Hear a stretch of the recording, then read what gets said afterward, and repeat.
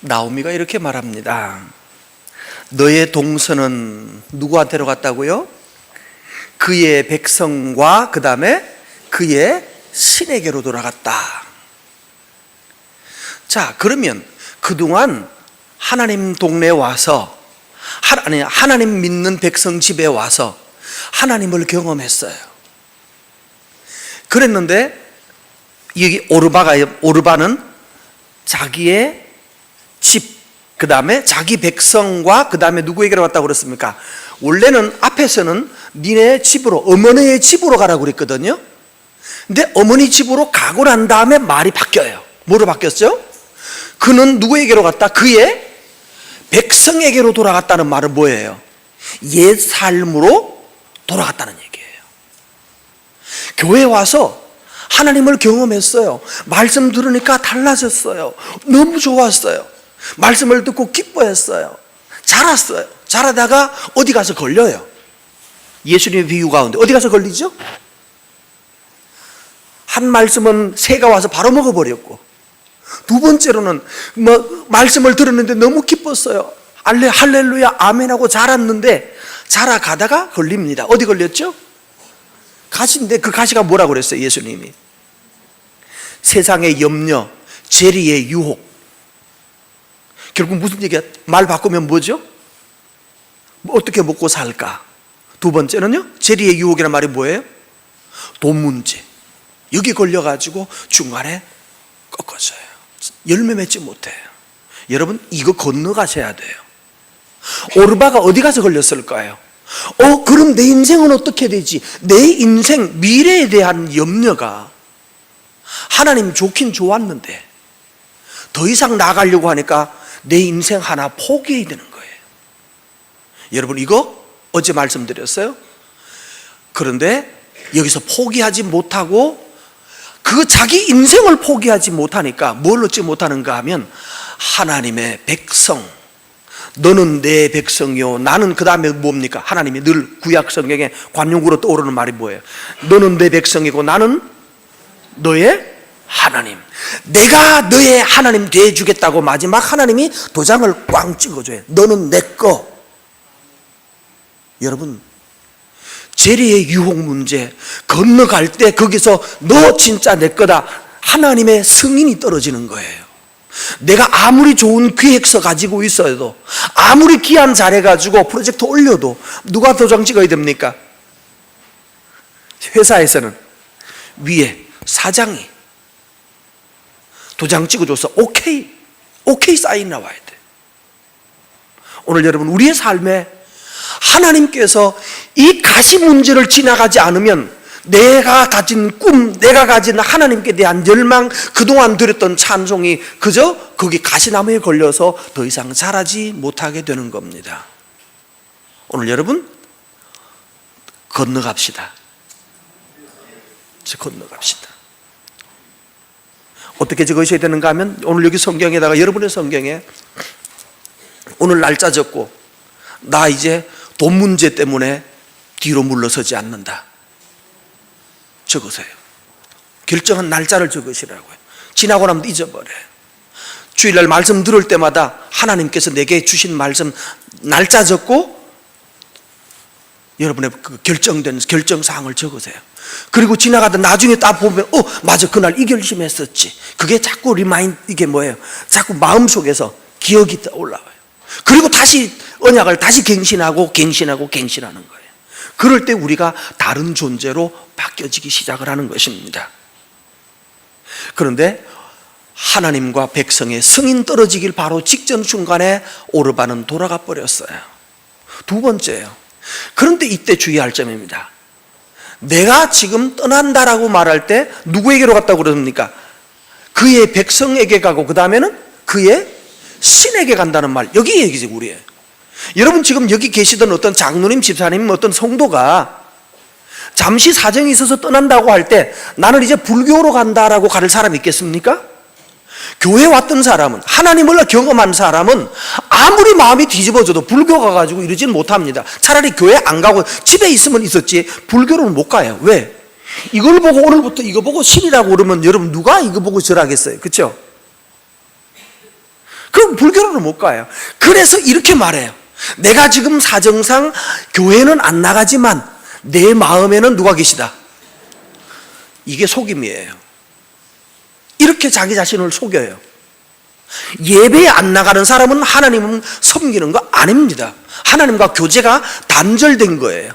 전기가 플러그에 꼽혀야 되는데, 전기 콘센트에 꼽혀야 되는데 플러그 아웃된 거예요. 플러그 빼놓으면 전기 기계입니까? 아닙니까? 그냥 고물덩어리예요. 고철덩어리일 뿐이에요. 여러분, 그래서 예배의 플러그가 계속 꼽혀서 우리 속에 하나님이 만나를 매일 아침 거두라고 그랬습니까? 한꺼번에 잔뜩 한 두 가마니 거두어 놓고 한 3달 동안 그냥 먹고 살라고 그랬어요. 장로님, 매일 거두라고 그랬죠. 매일 거두는 거예요. 여러분, 그래서 이 오르바가 했던 실수에 여러분 빠지지 않으시기를 바랍니다. 그런데 여기 신들이라는 말, 어떻게 우리를 속이는 얘기죠? 원어 성경에 읽어보면 너는 너의 백성과 너의 엘로힘에게로 돌아가라고 되어 있어요. 엘로힘은 하나님 이름이죠. 엘로힘은 하나님 이름이에요. 그러니까 너의 엘로힘과 하나님의 백성과 나의 하나님은 달라지는 거예요. 너의 엘로힘, 하나님은 내가 소유될 수 있나요, 없나요? 내가 하나님을 소유할 수 있나요? 내가 하나님께 귀속되고 내가 하나님에게 속해야 되나요? 하나님이 내 것이 되어버리면 그때부터는 그 하나님은 나의 뭐가 되죠? 종이 되는 거예요. 하나님은 그래서 내 것으로 내가 소유할 수 있는 게 아니에요. 수정하시기 바랍니다. 나의 하나님이란 말이 분명히 어제 있었어요. 근데 그것이 소유된다는 말이에요. 내가 그에게 귀속되는 거지, 내가 예수님에게 속하는 거지, 예수님이 내 것으로 조정하려고 하는. 한국교회는 하나님을, 믿음을 자기의 심리적으로 소유해서 이런 유도하려고 하는 가르침들이 참 많아요. 심지어 내적 치유, 우리가 치유되어야 되는데 심리 프로그램이 되어서는 안 됩니다. 내적 치유, 사실은 저는 반대합니다. 저는 심리학, 마지막 전공이 심리학이에요. 어떻게 치유론이 제 전공이에요. 그런데 내적 치유라고 하는 것은, 여러분 요즘 길거리에 보면 마음 치유라는 프로그램 많이 있죠. 그게 바로 내적 치유입니다. 내 마음가짐을 다르게 해서 스트레스를 덜 받게 하는 거예요. 근데 기독교에서 내적 치유를 거기다가 하나님과 성령님을 끌어 넣어가지고 내적 치유를 해요. 틀렸어요. 내가 그 하나님을 마음속에 부르고 나는 이제 편안하다 하나님이 나를 지켜주신다, 이거 최면술이에요. 속지 마세요. 하나님이 내 안에는 하나님이 계시다, 나는 마음이 편안하다, 나를 지켜주실 것이다가 아니에요. 하나님, 내가 나를 지켜주신지 몰라도 여러분이 하나님 안에 거하면 하나님의 하나님의 보호가 여러분 위에 거하는 거예요. 내가 한순간 기도 못한다고 해서 하나님의 보호가 거치는 게 아니라고요. 내가 하나님 붙들지 않으면 하나님이 저절로 떨어져 나가버리는 그런 하나님이 아니잖아요. 내가 잠들어 있을 동안에도, 내가 때로는, 여러분 우리 날마다 기도하라고 그러지만 기도 날마다 됩니까, 안 됩니까? 안 돼요. 땅 가다 보면, 심지어 성경 연구하고 성경 공부하다가 보면 막 그 말씀 속에 빠져들어가는 거예요. 여러분 축구할 때 하나님 골 넣게 해주세요 이러면서 축구 들어가나요? 조기 축구 하면서? 아니, 그러지 않으면, 그때 하나님 생각하지 않으면 안 된다, 그런 뜻 아니에요. 하나님의 통치가 내 안에 계속해서 머무는 거예요. 내가 하나님의 통치 안에 거하는 것, 그게 바로 하나님 나라에 거하는 거예요. 그 백성은 평강합니다. 그래서 하나님을 내가 어떻게 하려고 하지 말고 내가 하나님의 그 울타리 안에서 즐거워하고 누리고 쉬고 편안하게 지내시면 되는 거예요. 하나님, 여기 엘로힘이란 말, 하나님은 떠나지 않았어, 이런 식으로 속이지 마세요. 매일 하나님께 예배가 있고 말씀에 대한 경외가 있어서 말씀을 묵상하기 시작하면 하나님이 우리를 치료하고 고치고 새롭게 합니다. 그러니까 말씀 들을 때 치료가 일어나는 거예요. 말씀 들을 때에 실제로 우리 병의 치료가 일어나야 돼요. 언제요? 이러라고, 안수받으라고. 이걸 통해서 이 시간 성령이 이쪽으로 들어오셨습니다, 이쪽으로 역사하신다, 이런 말에 속지 마셔야 돼. 이거 다 속임수예요. 종교 쇼하는 거라고요. 하나님이, 우리가 하나님의 말씀 앞에 내 자신 주님 말씀 듣고 보니까 제가 잘못했습니다. 제가 이제는 순종하여 살겠습니다. 순종하여 살기 시작하면 하나님이 육체도 고치시고요, 생활 고치십니다. 경제도 고치십니다. 우리가 뭔가 잘못하고 있기 때문에 새고 있는 거예요. 다시 돌아가서 보십니다. 여러분, 그래서 나는 하나님 떠나지 않아서 이런 말로 속이시면 안 됩니다. 관계는 매일 만나고 매일 함께 사는 것입니다. 너 동서는 돌아갔는데 너도 따라가라 라고 어머니가 시험을 딱 쳐요. 그랬더니만은 그 시험을 패스하는지 봅시다. 16절 패스합니까? 읽습니다. 룻이 어머니에게 이르되 어머니를 떠나며 어머니를 따르지 말고 돌아가라고. 이상한 말이죠. 돌아가라고 하는 말은 고마운 말입니까? 아니면 이러면 어머니 이러시면 안 됩니까? 예? 어머니는 자꾸 너 동서 갔다, 너도 가라 그러잖아요. 계속 시험 치는 거예요. 그런데 이 딸이 여기서 뭐라고 말하는가 하면, 어머니 다시는 그런 말씀 하지 마세요. 가라는 말, 여기 강권입니다. 같은 말 반복이에요. 가라 하지 마세요. 딱 잘라버렸어요. 여러분, 이 일이 여러분에게 있기를 바랍니다.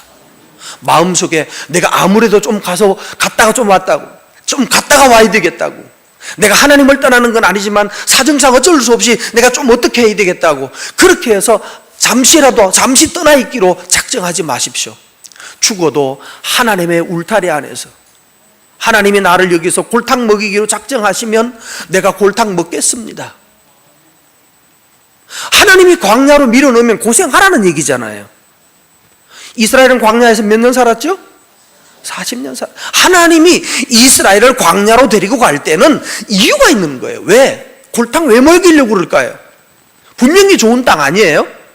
험한 땅을 우리에게 보내십니다. 여기 있는 젊은 청년들이요, 어제는 애들을 제가 기대했는데 애들이 별로 없더라고요. 여기 몇 사람 있었는데 저 나중에 보니까 저 뒤에 있더라고요. 저기 위에 있는 아이들, 할렐루야, 아멘, 손 들어보세요. 그렇죠. 예. 하나님이 여러분의 인생 골탕 먹이는 때가 와요. 힘든 때 온단 말이에요. 앞에 계신 어르신도 당해보셨죠? 예, 있습니다. 그게 정상이에요. 그걸 통해서 뭘 빼는가 하면 내 속에 있는 내 이기심을 뽑아내기 위한, 내 이기심을 보게 하기 위한 하나님의 방법이에요. 여러분, 그거 경험하셨을 거예요. 아직 나는 그런 거 없는데요? 당해보실 거예요, 앞으로도. 그때 하나님, 주께서 나를 곤고케 하시면 내가 곤고한 중에서 주를 섬기겠나이다. 이게 있어야 돼요. 딸이 단언합니다. 절대로 이제는 그 말씀은 더 이상 하지 마세요 라고 하면서 하나 결심이라는 단어를 씁니다. 결심합니다. 뭐라고 합니까? 16절에 보면 강권하지 마옵소서, 이제부터 나는 어머니께서 가시는 곳에 나도 가고, You go, I will go. You stay, I will stay. 당신이 go 그러면 나도 go. 당신이 서자, 머물자 그러면 나도 머물고. 당신이 이 사람이 우리 백성이야 그러면, 이 사람이 우리 친척이야 그러면 그때부터 그들이 바로 나의 친척이. Your people, my people. 이렇게. 당신의 백성이 shall be my people. 나의 백성이 될 것입니다. 그러니까 어머니가 말하면 그게 다 내 겁니다. 이게 뭐예요? 이게 뭐라고요? 이게 어제 말씀드렸어요. 어머니와 며느리가 지금 딸이 붙어버렸어요. 어머니 친척이라고 하면 내 친척이 되고, 어머니 하나님이라고 하면 내 하나님이고, 이제 더 이상 그거 가지고 말하지 말자고 단언하고, 내가 어머니 따라갔다가 어머니하고 같이 죽는다 할지라도 그냥 죽을 것이라고까지 말을 해요. 17절 말씀 읽어보실까요? 어머니께서 죽는 곳에 나도 거기 묻힐 거라요. 만일 내가 뭐 외에, 죽는 거 외에 어머니를 떠나면, 그 다음에 여호와께서 내게 벌을 내리시고 더 내리시기를. 야, 여기 보면 이 여자가 참 강단이 있어요. 참 강단이 있어요. 여러분 신앙생활 성격적으로 나는 유해요 이러는 사람들은요, 삶에서 유한 거는 좋은데 물에 물 탄 것 이러면 안 돼요. 세상에 대해서는 물에 물 타는 것 해도 괜찮아요.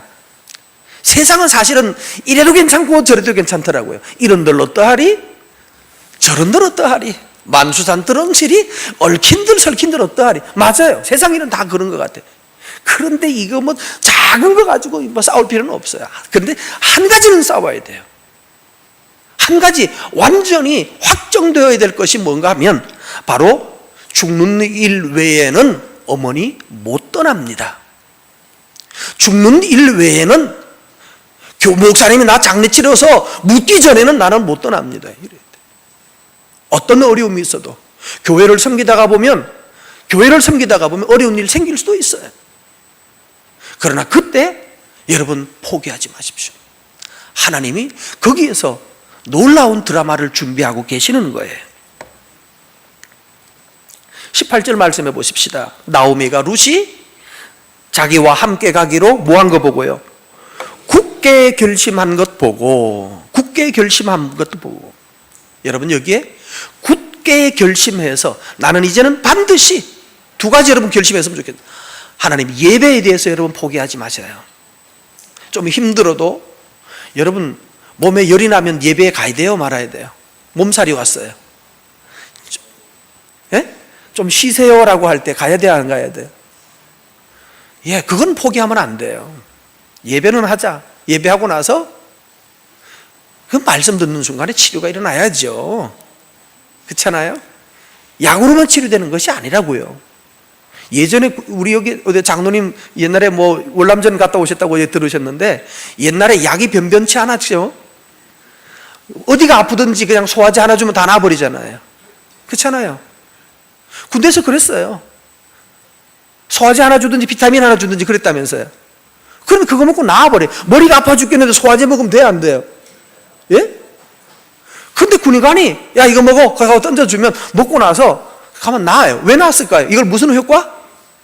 무슨 효과라고 그래요? 플라세보 효과라고 그러죠. 위약 효과. 가짜 약이라도 약 먹었으니까 나았다라고 믿으니까 나아버리는 거예요. 예. 그런데 이거는 위약 효과라고, 이거는 의학에 있는 거예요. 이건 심리학도 아니고 이건 의학적으로도 그래요. 우리가 그렇게 믿어버리면 낫는 거예요.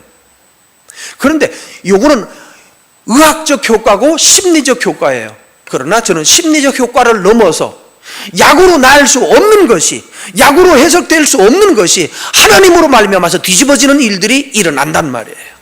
거기에서 우리가 진짜 하나님 살아 계시다, 아들아 봐라 나 이랬다고.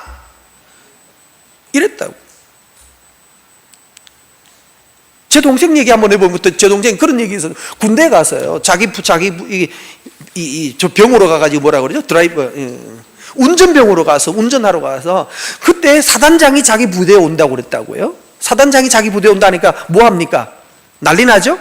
사단장이 자기 부대에 오면, 그러니까 녹화 사업한다고 저기 전방, 최전방에 양구 쪽에 가서, 그러니까 뭐 잔디가 없으니까 잔디를 사올 수는 없고, 야, 갔다 와, 뜯어와, 그러니까. 전방에 가가지고 잔디 뜯으러 가가지고 차에 싣고 이제 오겠다고. 그래서 애들 한 트럭 싣고 가가지고 잔디 캐오러 간다고 갔는데, 그래서 동생이 이 동생이 지금도 성질이 그렇습니다만 언제나 앞장서요. 언제나 앞서서 아주 적극적이에요. 뒤로 놀고 있을 이 친구가 아니라고요.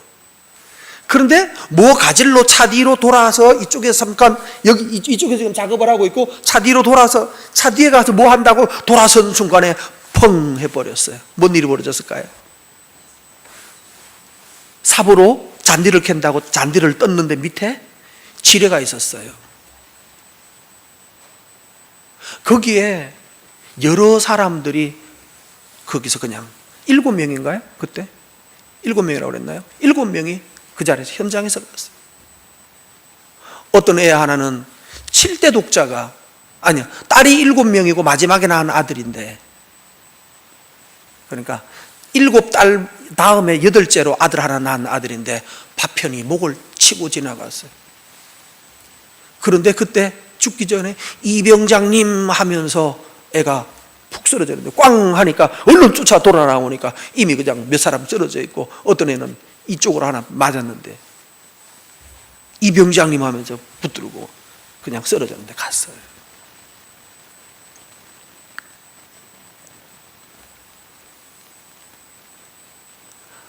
그 순간에요, 저는 하나님이 그 순간에 다른 일로, 먼 일로 차에 뭐 가지러 돌아섰던 그 순간의 한 선택, 그 순간에 하나님의 도우심이, 이 친구는 지금도 그러고 옛날에도 그랬지만 늘 앞장서는데 뒤로 물러서 있을 사람이 아니에요. 나 운전병이니까 니들이 해라고 하지 않는 사람이에요. 하다가 돌아왔어요. 같이 하다가 뭐 가지러 차에 돌아왔는데 그 순간에 누가 돌려놓은 거죠? 누가 돌려놓은 거예요? 하나님 돌리신 거예요.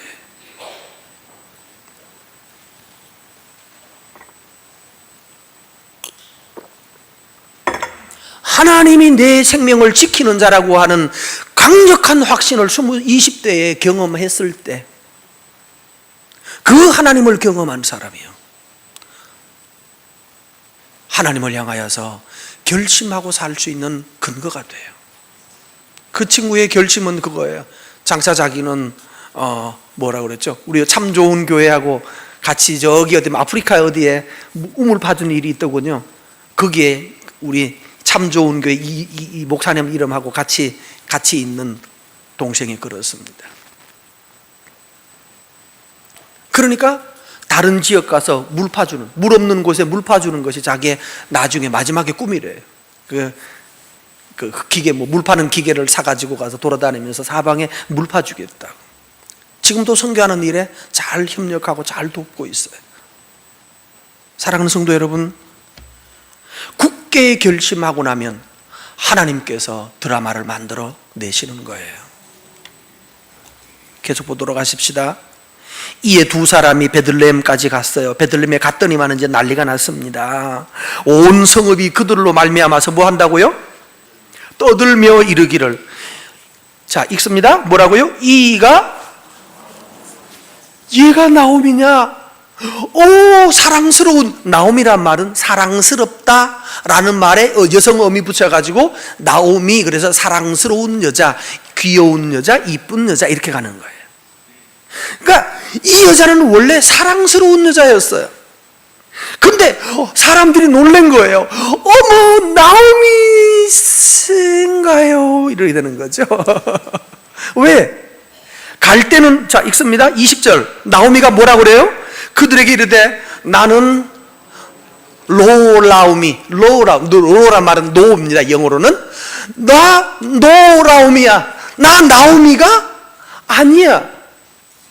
원래는 나오미였는데 지금 뭐가 됐어요? 안 나오미가 돼버렸어요. 사랑스럽지 않은 여자가 됐어요. 왜? 정말로 폼나게 갔거든요. 갈 때 뭐라고 그랬어요? 나를 나오미라고 부르지 말고 뭐라고 불러라? 마라는 뭐죠? 마라의 쓴물 있죠. 나는 쓴 여자야. 사랑스러운 여자가 아니라 나는 쓴 여자야. 인생에 쓰디쓴 거 너무너무 많이 경험했어. 남편 먼저 보냈고 아들 둘 하나씩 3차에 걸쳐서 내 주변에 있는 남자 다 죽었어요. 그러면 이 여자 무슨 여자? 팔자가 센 여자. 자기는 더 이상 사랑스러운 여자 맞아요? 이 여자 근처 가면 다 죽어. 사람들 그랬겠죠. 난 나오미가 아니야. 난 마라야. 그런데 또 뒷말이 더 중요해요. 나는 팔자가 거세다라고 말하지 않아요. 뭐 때문에? 읽습니다. 이는 전능자가 하나님이 엘로힘이 나를 심히 괴롭게 하셨습니다. 이 일의 배후에 누가 계시다? 하나님이 계시다. 죽은 사람은 그 죽은 대로 하나님께서 하신 일이지만 나를 지금 살려놓고 있는 것을 보니까 나는 앞으로 죽을 사람이에요? 살 사람이에요? 지뢰가 터져서 7명이 한 자리에서 이 분대원이 다 죽어버리는데 그 순간에 하나님이 트럭 뒤로 피하게 하셔서 살려주신 거 보니까 나는 죽을 사람 살 사람, 여러분은 살 사람 죽을 사람이야. 살 사람이에요. 지금까지 살아있는 거 보면 살 사람인 거예요. 세월호가 터지고 지하철 참사가 나고 그래도 살아있는 거 보면 살 사람인 거예요. 그러므로 여러분 함부로 말하지 마세요. 하나님이 나를 그 중에서도 살려내신 거 보면 아직 나에게는 희망이 있다. 하나님이 살아있으면, 여러분 하나님이 살아있고 내가 살아있으면, 나에게 하나님이 살려주셨으면 나에게 길이 있는 겁니다. 방법이 있는 겁니다. 여러분 방법이 있어요. 전능자가, 그런데 전능자가 나를 심히 괴롭게 한 것은 맞죠. 그 괴롭게 했을 때, 하나님이 나를 괴롭게 하시는 것을 들을 때, 느낄 때 뭘 해야 될까요? 하나님이 나를 심히 괴롭게 하는 일을 겪을 때 뭔 일을 해야 될까요? 그 괴로움을 뭐 하라? 처음에 말씀드렸어요. 말씀의 씨앗이 자라고 있는데 뭐에 걸린다고 그랬어요? 가시떨기에 걸렸어요. 가시나무에 걸렸어요. 그럴 때 어떻게 해야 됩니까? 거기에서 그 가시의 아픔을 뭐 해라? 견뎌내야 돼요. 가시의 아픔을 견뎌내야 돼요. 근데 여러분, 예수님 비유에서는 이 나무가 이 말씀의 씨앗이 쭉 자라는데 가시가 걸리면 거기서 찔리잖아요. 찔리면서 아파 죽을 거예요. 그죠? 그래서 보통 사람들은 이 벼는, 나무는 뭐예요? 곡식은 이때 스스로 딴 데로 도망갈 방법이 없죠. 스스로 이동을 못 하니까. 그런데 사람은 이동할 수 있거든요. 사람은 그때 여기 있다 못 살겠다고 도망을 가요. 그런데 도망가지 말란 얘기예요. 전능자가 나를 괴롭게 하시는 걸 보면 뭐 해야 됩니까? 아파하라. 상처받으면서, 찢기면서, 아프면서도 견뎌내라. 그러면 그 다음 일이 뭔 일이 벌어집니까? 농부가 와서 이거 뭐야? 라고 하면서 나를 푹 뽑아서 좋은 땅에 갖다 심깁니까? 예? 아니죠. 나를 푹 뽑는 게 아니고 뭘 뽑죠? 가시를 가위로 자르든지 뭐 어떻게 방법이 있겠죠? 가시나무를 뽑아내죠. 그래서 그때 나는 죽어도 일어날 수 없는 일이, 이 곡식 입장에서는 죽어도 이 자리를 피할 수 없는데 견뎌냈더니만은 주인이 와서, 농부가 와서 자기의 가시를 다 제거해 주는 일이 벌어진다고요. 여러분의 삶의 가시를 제거하시는 하나님을 견디는 동안에 전능자가 나를 심히 괴롭게 하셨다라고 하는 그 순간, 그 고통 가운데 주여 어찌합니까? 라고 하나님이여 나를 구원하소서, 하나님이여 나를 구원하소서. 그때 기도가 더 애절해지는 거예요. 다 간절해지는 거예요. 이스라엘이 애굽에 가서 이 출애굽기 좀 본문이죠. 출애굽기 보면 애굽에 가서 너무너무 신음하고 있을 때 누가 오던가요? 하나님이 누구를 보내셨죠? 그들의 신음 소리를 하나님이 뭐 하셨다? 들으셨다. 하나님이 그들의 신음 소리를 들으셔요. 여러분, 신음할 때, 어려울 때 도망가라는 얘기가 아니고 거기에서 이겨내라. 너는 이길 수 있다. 견뎌라. 그러면 거룩한 것이 나올 것이다. 21절 말씀 읽습니다. 내가 갈 때는 어떻게 갔죠? 풍족하게 갔더니, 이때 이삿짐 센터 차 몇 개 왔을까요? 예? 이삿짐 센터 차 몇 개 왔을까요? 보통 좀 산다 하는 집은 갈 때 몇 개 답니까? 한 대로 됩니까? 안 됩니까? 여러분, 한 대로 안 되는 집 되시기 바랍니다. 예, 한 대로 안 되는 집 되시기 바라요. 이삿짐 센터 차가 아주 몇 개가 와서 풍족하게 갔대요. 그러니까 그 동네 살 때, 흉년 들어서 못 산다고 갈 때 못 살아서 간 거예요? 더 좋은 데 가려고 한 거예요? 그래서 틀린 거예요. 갈 때 풍족하게 갔다는 거 보면 이 사람들 그 동네에서 잘 나가는 사람이었어요. 나는 이 동네하고 수준이 안 맞아, 뭐 이러면서 간 것 같아요. 여러분, 이 교만이 무서운 거예요. 남들이 먹고 살기 어려워서 힘들 때 있으면, 힘들면 뭐 해야 될까요? 형제들이 힘들어하고 흉년이 들어서 힘들어하면 뭐 해야 될까요? 자기가 재산 풀어서라도 자기 재산 풀어서라도 다른 사람들을 건지고 돕고 섬겼어야 돼요. 여러분, 그러셔야 됩니다. 남들 어려운 사람 보고든 절대로 그냥 서 있지 마세요. 그냥 모른 척 지나가지 마세요. 어떤 장로님이 트럭 운전하시면서 트럭으로 뭐 이렇게 사업을 하신 장로님이 저 시골길을 쭉 가다가 보니까 어떤 사람이 길거리에 앉아가 어떤 뭐 부인인지 어떤 그 부인이 앉아가지고 거기서 앉아있더래요. 아무도 없는 그 뭐라고요? 이 인가가 없는, 사람이 없는 그런 곳에 앉아서 쉬고 있더래요. 지나갔다가 생각해 보니까 안 됐다는 생각이 들어서 후진을 해서 쭈르륵 돌아와가지고 어디 가십니까? 타실래요? 그러니까 제가 모셔도 드릴까요? 요즘 함부로 타면 안 되잖아요, 그죠? 근데 보니까 너무 행색이 남루하고 힘들어 보여서 그때 장로님이 주변에 주머니에 넣어있던 돈을 가지고 헤아려 보지도 않고 있는 대로 다 주고 와버렸대요. 잘한 거예요, 못한 거예요? 그리고 집에 돌아가서 부인한테 칭찬을 받았을까요? 욕을 먹었을까요? 예? 그때 어떡합니까? 그 남편이 그랬으면 이 양반아 정신 있는 거야 없는 거야? 그 장로님 집에 가서 부인한테 세게 혼났대요. 그러나 혼나더라도 누가 보고 계신다? 하나님이 보고 계신다. 너의 마음 속에 내 마음이 있구나. 너의 마음 속에 내 마음이 있구나. 어제 말씀드린 대로 사람을 긍휼히 여길 줄 아는 사람 되셔야 돼요. 어려운 사람 보시면 내가 남들 살기 다 힘들어 죽겠다고 하는데 자기 살겠다고 도망을 가다니 이 말이 안 되죠. 그런데 문제는 도망가서 잘 잡디까? 내가 갈 때는 뭐하여 갔더니 풍족하여 트럭 3대에다 싣고 8톤 트럭 3대에다 싣고 갔더니 돌아올 때는 뭐 가지고 왔어요? 여호와께서 내게 뭐 해서 돌아왔어요? 리어카에 싣고 왔어요. 갈 때는 트럭 3개 싣고 갔는데 돌아올 때는 뭐 가져왔다고요? 리어카에 싣고 왔다는 말 나와요 안 나와요? 비어서 왔다니까 아무것도 안 가지고 온 거니까요.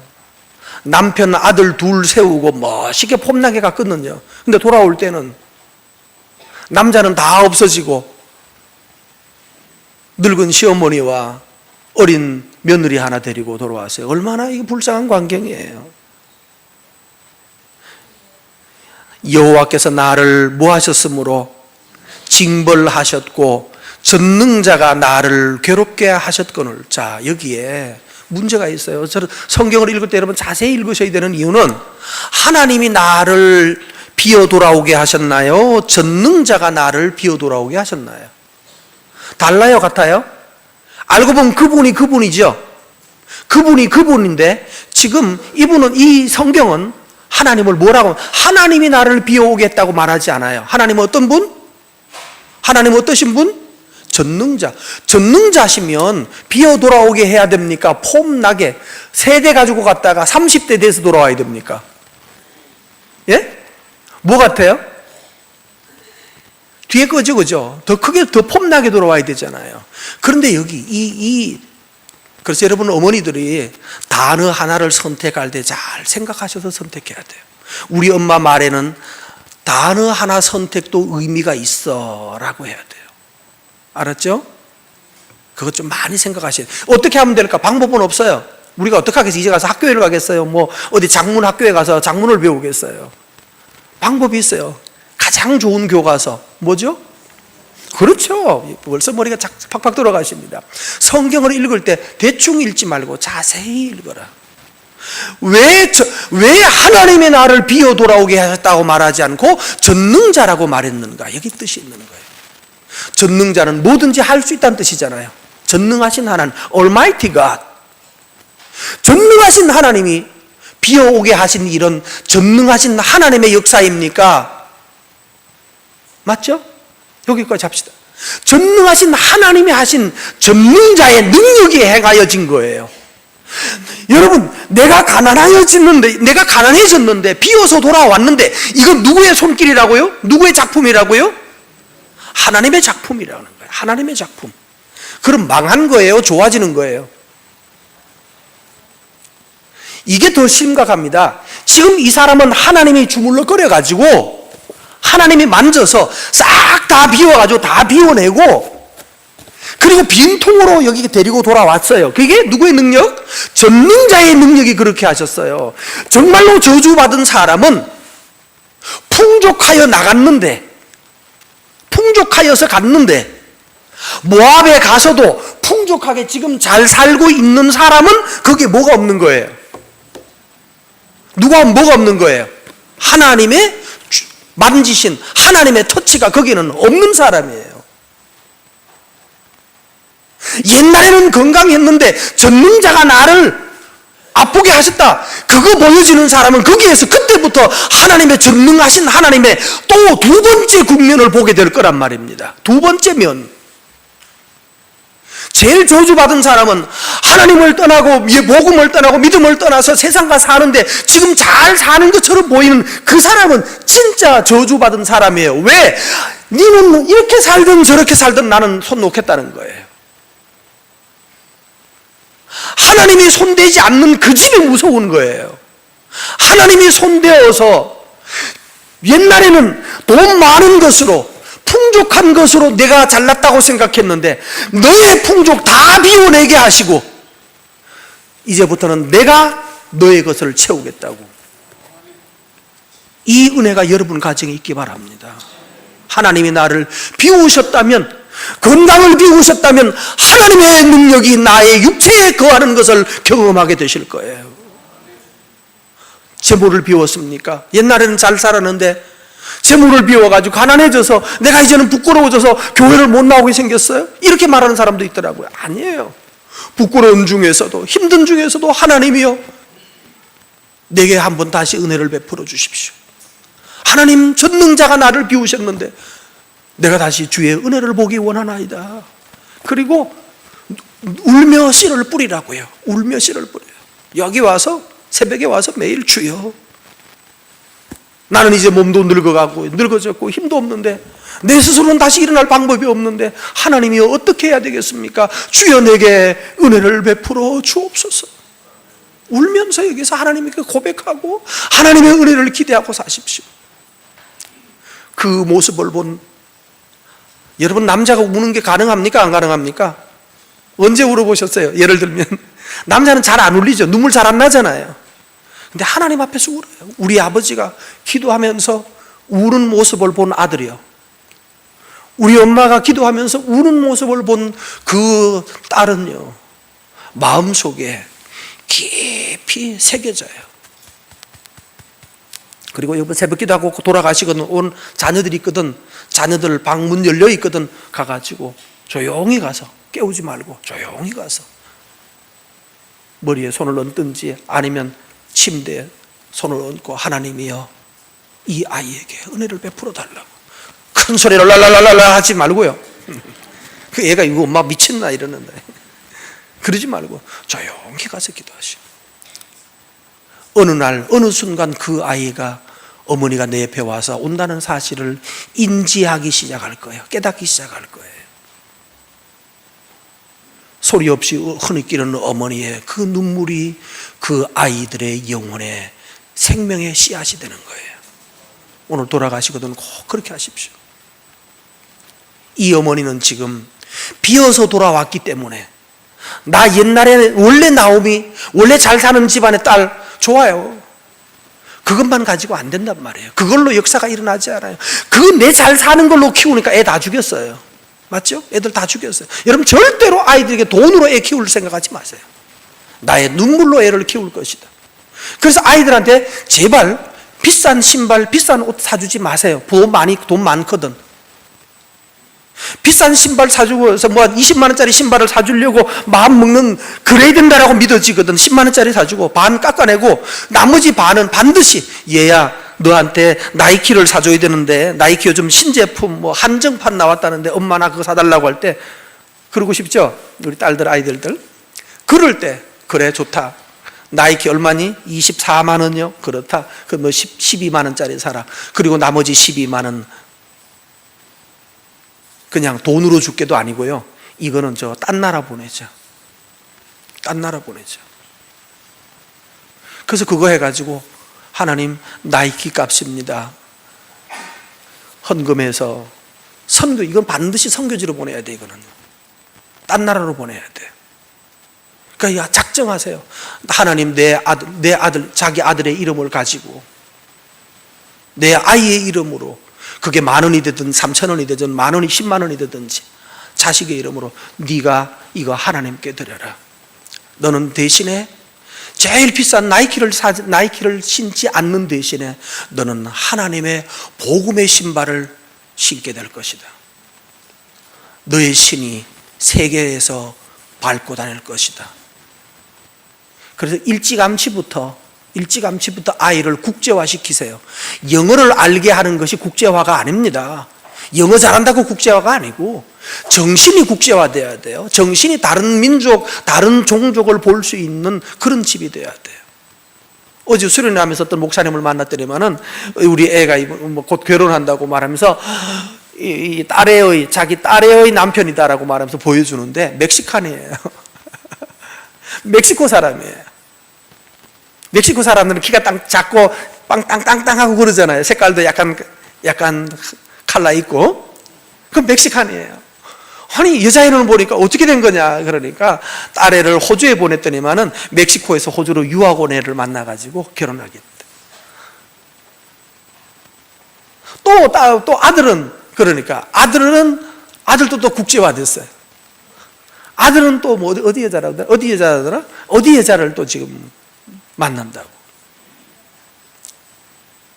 이제 이 집은 당신은 이제 갈 데 많아서 좋겠다고 이제 멕시코도 가야 되고 호주도 가야 되고 사방 갈 데 많아서 좋겠다고.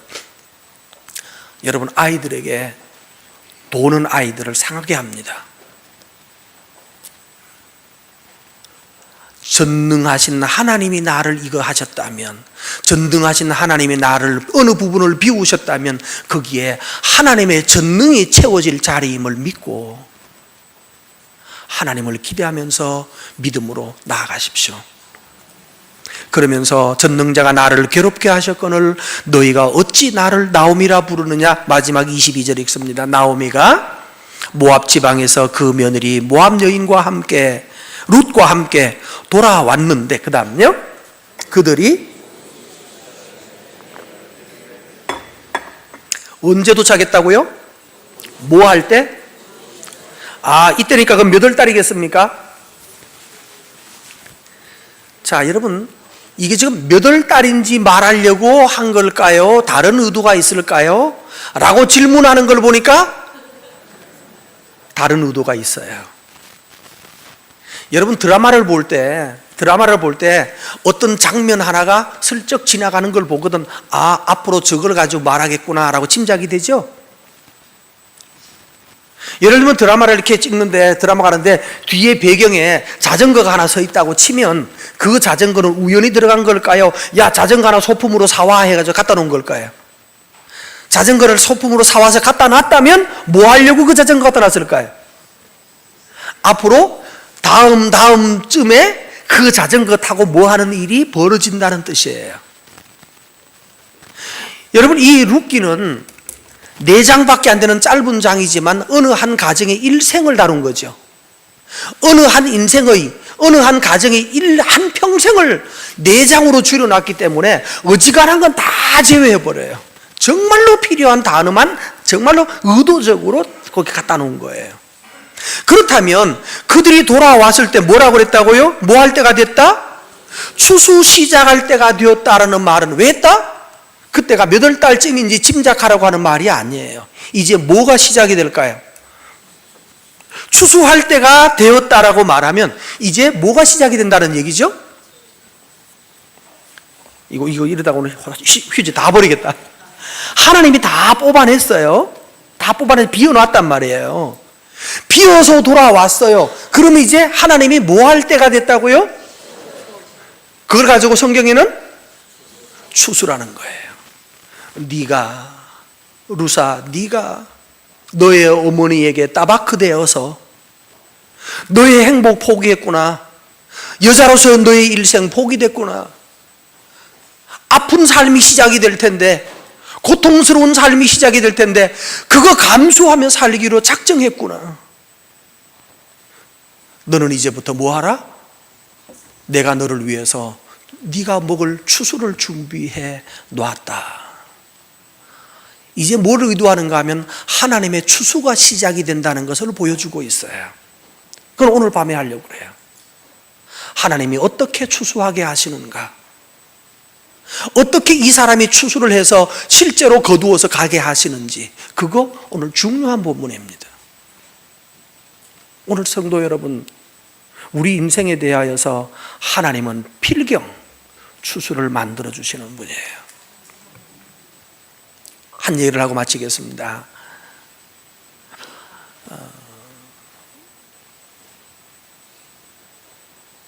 하나님을 경외한 그 경외에는, 하나님을 섬김에는 반드시 주시는, 하나님이 주시는 추수가 있습니다. 어떤 아이가 학교에 다니면서, 고등학교 다니면서 그랬습니다. 오늘 학생들이 좀 말씀을 들었으면 좋겠는데요, 꼭 하실 일입니다. 하나님을 위해서 추수를 하려면 반드시 뭘 해야 추수를 하죠? 심은 게 있어야 추수를 합니다. 반드시 심어야 합니다. 고등학교 때 아이가 매일 성경 가지고 큐티를 시작했어요.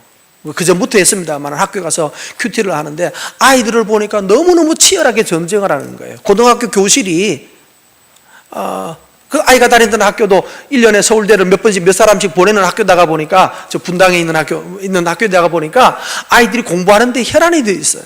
그리고 학원을 뭐 몇 개나씩 다니고, 또 뭐 집안들이 다 괜찮은 집안들이 사는 동네라서 난리는데, 그러니까 너무너무 전쟁을 하는 거예요. 그 아이들이 이래서는 안 되는, 아이가 이래서는 안 된다라고 생각했어요. 그리고 나서 혼자서 매일 성경 가지고 큐티를 했어요. 학교에 가서 큐티를 해요. 그러다가 생각하면서 안 되겠다, 아이들을 같이 해야 되겠다고 작정을 해서 나랑 같이 큐티하지 않을래? 큐티가 뭔데? 성경 읽는 거야. 매일 성경 읽고 공부하자 우리. 그래서 좋다 해서 몇 사람이 모이기 시작했어요. 그래서 아침에 들어와서 먼저 자기가 성경 책상에 펴서 매일 성경을 펴서 묵상을 하고 기도하고 그렇게 공부를 시작을 하고, 그리고 나서 점심시간에 우리 모이자 라고 해서 점심시간에 얼른 밥을 먹고 이쪽으로 학교 운동장에 모여서, 운동장에 벤치에 모여가지고 아이 몇이서 앉아가지고 너 어떻게 묵상했니? 너 기도 뭐 했니? 그러면서 묵상한 걸 나누기 시작을 했어요. 그런데 아이들이 하나씩 둘씩 자꾸 추가돼 들어왔어요. 그러니까 애들이 숫자가 많아졌어요. 지나가던 교감 선생님이 지나가다가 애들이 저쪽에서 지들끼리 모여서 뭘 하고 있으니까 니들 야 뭐 하냐 그러면서 지나가다가 예 그냥 성경 읽고 나눔한다고. 이것들이 지금 뭔 소리 하는 거예요, 그죠? 이것들이 뭐 하냐고. 여러분, 고3이, 고등학생이 이래도 되나요? 화장실 가는 시간도 아껴서 공부해야 되는데 이것들이 뭔 소리냐고. 들어가! 그 다음에 또 하는 거예요. 비가 오는데도 하는 거예요. 나중에는 이게 이제 교무실에 문제가 돼서 선생님한테 야 도대체 애들이 뭐 그렇게 하냐고. 공부하게 하냐, 공부시키라고. 이 10분이 얼마나 중요한데. 근데 아이들이 계속해서 나중엔 이제 선생님이 징계 차원에서 다 호출이 됐는데, 호출이 돼서 불려갔는데 가서 보니까 학교 정교 학생회장, 학교에서 1등 하는 애, 몇 등 하는 애, 몇 반 반장. 이러니까 쭉 보니까 누구는 무슨 운영위원장의 딸 뭐. 이러니까 보니까 얘들이 문제아는 아니죠. 문제아가 아니에요. 그러니까 뭐 하냐? 근데 왜 공부 안 하고 그러냐고 그러니까 예, 우리는 아침에 기도하고 하는 게 훨씬 더 좋아요. 여러분, 기도하고 하는 게 더 좋습니다. 교육에 있는 청년들, 아이들 기도하고 묵상하고 시작하는 게 여러분의 인생에 100번 낫습니다. 그러니까 선생님들이 난처해졌죠. 그래 좋다. 그럼 밖에서 하면 위험하니까 여학교예요. 여자학교, 여자고등학교. 그러면 안에 들어가서 하라고. 그러면서 고등학교에는 미술실은 있는데 사용을 하지 않는답니다. 미술을 하지 않는데요, 고등학교. 그 미술실 비어 있으니까 미술실에서 하라고 해서 미술실을 비워줬어요. 그러니까 아이들이 미술실에 들어가서 한 30명 이상 되는 아이들이 미술실에서 시작했어요. 지도교사 필요하다. 여기 예수 믿는 사람 누구냐? 그러니까 저요 하는 사람이 생겨서 그래 네가 가서 아이들을 돌보라. 50명이 넘었어요. 어느 날은 우리 교회에 왔어요. 토요일 날 학교 안 하는 날 아이들이 단체로 왔어요. 한 50명이 가득 와가지고 어떻게 큐티를 더 잘할지, 어떻게 말씀 묵상하는지 배우고 갔어요. 4시간이나 배우고 왔어요. 그러면서 그들이 하니까 놀라운 일이 벌어져요. 고등학교 2학년 때인가는 제주도로 여행을 가라고, 제주도로에 여행 가잖아요. 뭐라 그러죠? 수학여행인가요? 수학여행 간다고 가는데, 근데 학교가 아주 약아가지고 주일을 끼고 갔어요. 하루라도 살리겠다고, 하루 세이브하겠다고 주일 아침에 줄을 가는 거예요. 가야 돼요, 말아야 돼요? 우리 애가 안 간다고 버텼어요. 어떻게 안 가냐고, 다 가라고. 그러니까 여러분, 너무 안 가는 사람이 이런저런 이유로 안 가는 사람 생기면 담임 선생님이 문책 받잖아요. 근데 안 간다고 버텼는데 나중에 결국은 뭐 짧게 요약하면 그래요. 결국 안 간다고 그러니까 왜 안 가냐? 교회 가야 된다. 말도 안 되는데 무조건 해요. 그래서 제가 아이가 내가 하라고 한 것도 아니고 아이가 원해서 한 것이기 때문에 그 아이의 결정을 존중해 주시기를 부탁합니다라고 해서 공문서를 만들어 가지고 학교에 보냈어요. 그랬더니만은 선생님들이 난처해. 아버지까지도 이렇게 아이가 원한다면 하라고 놔두라고 그랬더니만은 학교에서 거기 교감 선생님이 나도 감리교 권사인데 이때까지 신앙생활하는 사람, 감리교 권사면 요즘은 우리는 장로화에 해당되는 겁니다. 나도 우리 식으로는 장로인데 나도 이때까지 이렇게 결정 못했는데 내가 교장이고 교장도 기독교인이고 그런데도 불구하고 이때까지 한 번도 믿음으로 결정해 본 적이 없는데 넌 그랬구나. 대단하다. 훌륭하다고. 그러면서 선생 하나를 따로 붙였어요. 그럼 우리는 정상적으로 간다. 그러나 대신에 너는 따로 와라. 해가지고 따로 비행기표 끊어주고 따로 했어요. 공항에 내렸을 때는 또 그쪽에서 와서 픽업해가지고 갔어요. 선생님 보내가지고 픽업해서 모시고 갔어요. 이렇게 했더니 아이가 그리고 나서 10년 지났는데 이번 4월 4일 날 결혼식 합니다. 하나님 어떻게 상 주셨는가 하면 우리 며칠 전에 인사로 왔어요. 추석날, 명절날 인사로 왔는데 아주 괜찮은 애가 왔어요. 평생 천재라고 소리 들었던 아이입니다. 한 번도 누구에게 혼나본 적이 없는 아이. 서울대 대학 나오고 대학원까지 졸업한 수학 영재, 영재 그런 그 책 있잖아요. 그게 나올 만한 애입니다. 근데 이런 아이가 어떻게 내 사회가 되려고 할까요? 뭐 때문에 그랬을까요? 하나님에게 어떤 경우에도 하나님에게 붙어 있기로 작정하고 하나님에게 따바크되고 하나님의 믿음이 내 삶의 선택의 기준이 되어서 하나님 앞에 서니까. 어느 날 이 남자애를 만났는데 다른 대학교에서 만났는데 한 번도 얘는 누구로부터 너 왜 그러니라고 어릴 때부터 들어본 적이 없는 애예요. 다 칭찬만 받은데 우리 애가 딱 보고 오빠 그러면 안 돼. 틀렸다고. 충격을 받았어요. 나이는 자기보다 3살 더 많은데 한 번도 누구를 책망받아본 적이 누구에게 책망받아본 적이 없는데 그런데 우리 애가 오빠가 그렇게 하면 안 된다고 왜 그렇게밖에 못하냐고 호통을 친 거예요.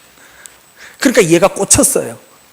이 처음 이게 누구도 그런 적이 없는데 나한테 덤비들 수 있는 사람을 만난 거죠.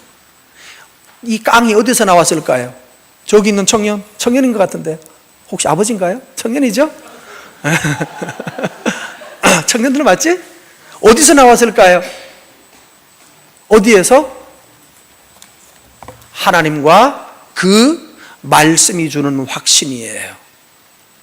그러니까 그때가 23대인 거예요. 24시 되기 전이었어요.